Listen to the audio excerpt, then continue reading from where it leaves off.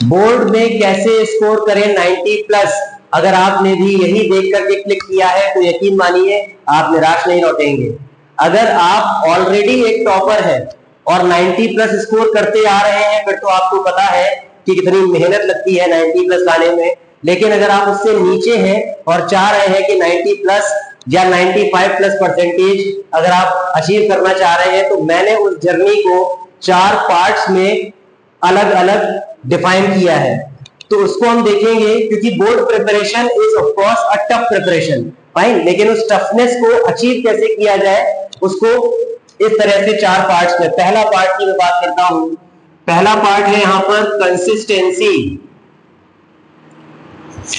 Consistency रखनी पड़ेगी, मतलब डिसिप्लिन रखना पड़ेगा लाइफ में, तब जाके एक टारगेट अचीव होगा। क्योंकि अचानक से होली दिवाली उठे और बिल्कुल पागल टाइप 12 घंटे पढ़ने लगे, उससे काम होता नहीं। आपको लगातार एक पेस पे, एक सर्टेन पेस पर लगातार पूरे साल पढ़ना है। सेकेंडली, जिसमें कंसिस्टेंसी कैसे अचीव होगी? डिसिप्लिन से, ऑफ कोर्स डिसिप्लिन से। और डिसिप्लिन कैसे अचीव होगा? एक टाइम टेबल से। अगर आपके पास एक सर्टेन टाइम टेबल होगा और आप उसको फॉलो कर पाएंगे तो you will hit the consistency factor. Part 2 की अगर बात करें, part 2 is attitude and distraction. ये है पार्ट 2। आपका एटीट्यूड, आपका अप्रोच कैसा है टूवर्ड्स थिंग्स, टूवर्ड्स पढ़ाई, उस पर डिपेंड करेंगी चीजें।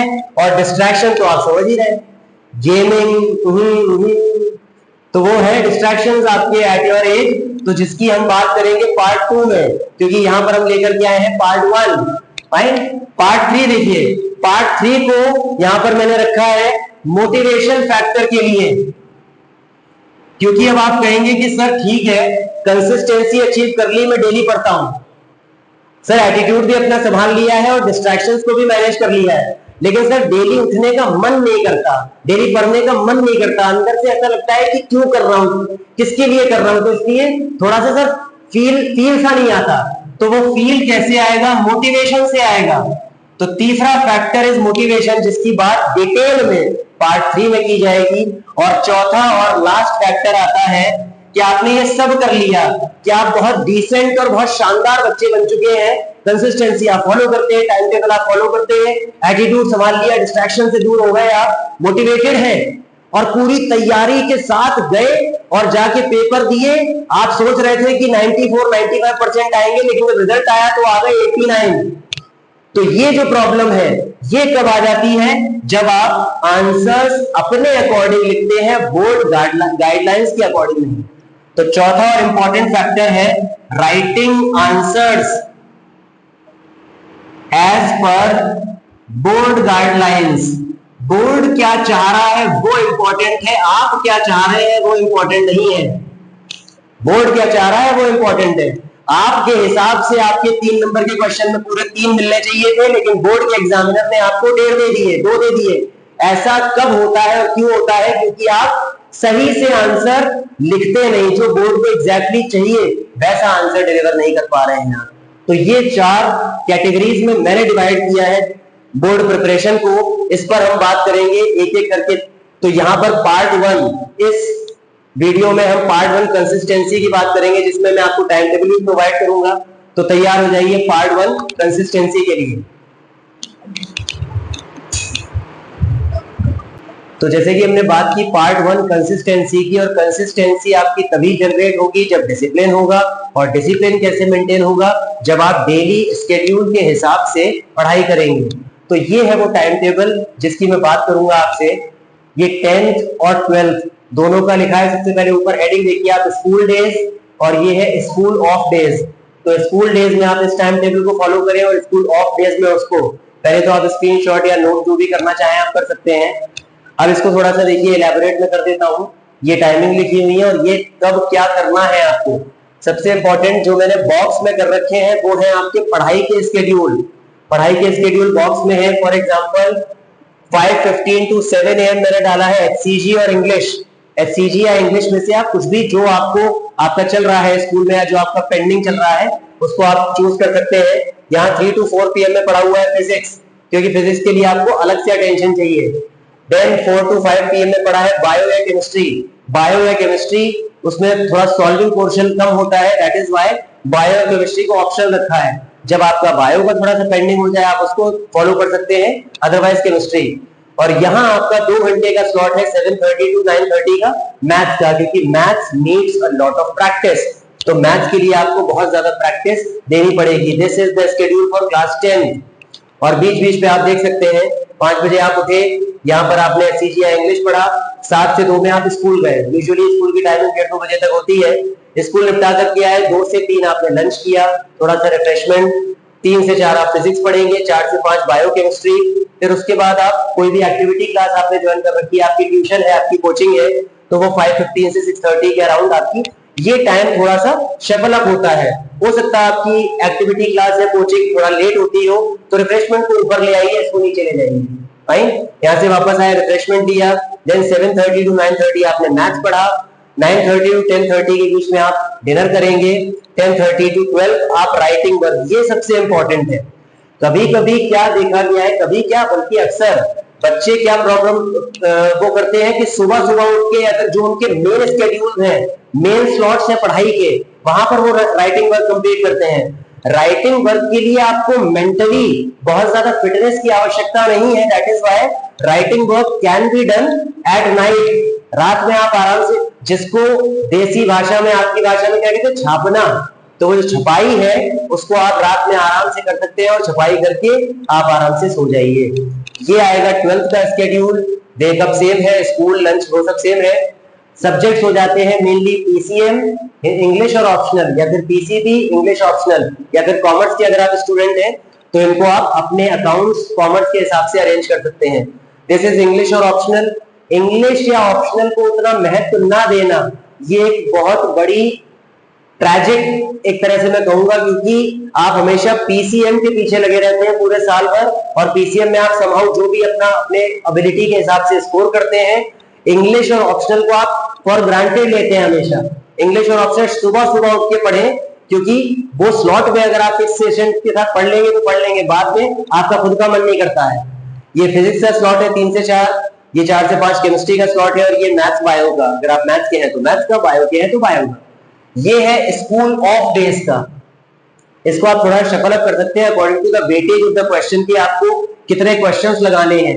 अगर 1 घंटे में नहीं हो पा रहे हैं उसको एक्सटेंड करिए, रिफ्रेशमेंट से आधा घंटा चुराइए, अपनी एक्टिविटी क्लास से आधा घंटा चुराइए, लंच से आधा घंटा चुराइए। तो this needs to be done, इतना आपको करना पड़ेगा। स्कूल ऑफ डेज में आप 6 बजे उठेंगे और इस तरह का टाइम टेबल फॉलो करेंगे। स्लॉट्स वही है, सिर्फ टाइमिंग अलग अलग हो गई है। तो ये इस तरह का शेड्यूल है आपका। अगर आप टाइम टेबल को सर्टेनली सही से फॉलो कर पाए तो आपकी 90 प्लस की जर्नी, अदरवाइज 95 प्लस की जर्नी, बल्कि मैं तो कहूंगा ये जरूर पूरी होगी। अब इंपॉर्टेंट बात आती है, ये सब बात करने के बाद 4 क्वेश्चंस जो आपके मन में उठने चाहिए या फिर उठ रहे होंगे। पहला, what's new. What's new, sir आप नया क्या बता रहे हैं? ये तो पता ही है, इसमें आपने कौन सा ऐसा रॉकेट साइंस बता दिया?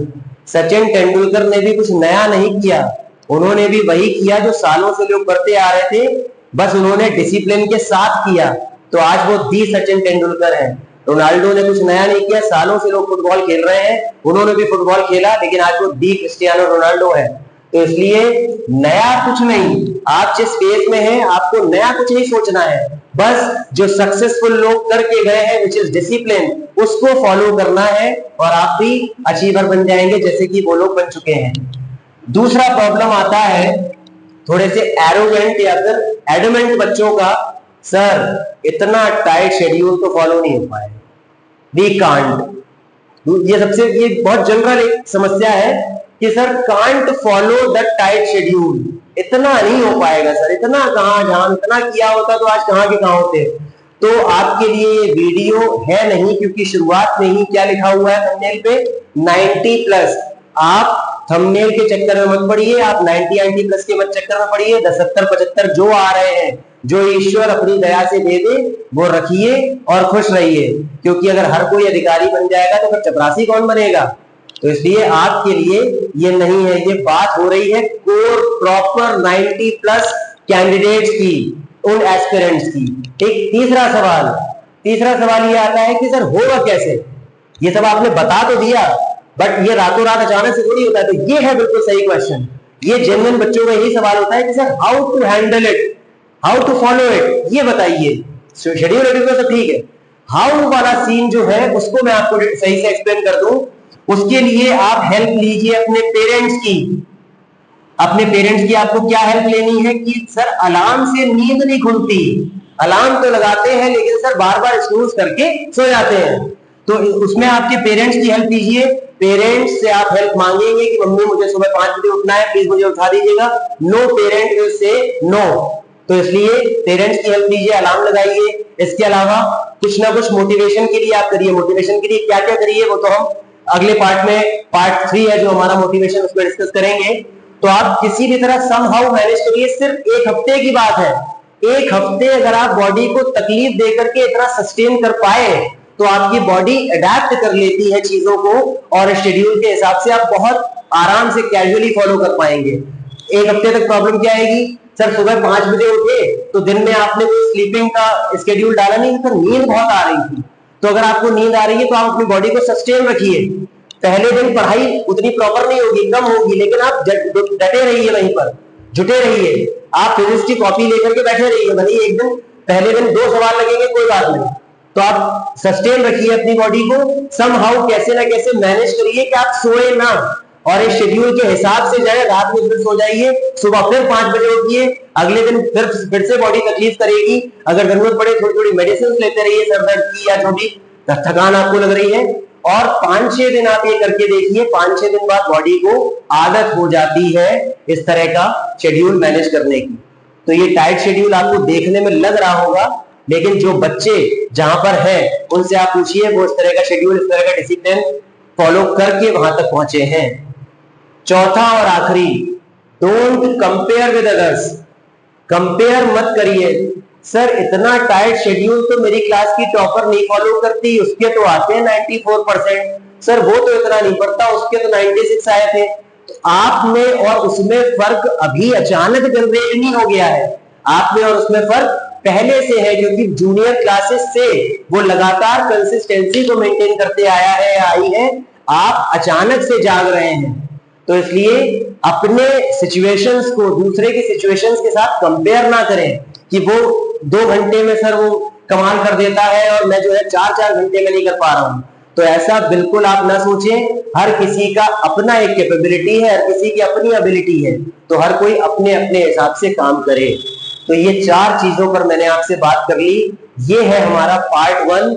आप उम्मीद है कि इसको फॉलो करना स्टार्ट करेंगे कल से ही या आज से ही।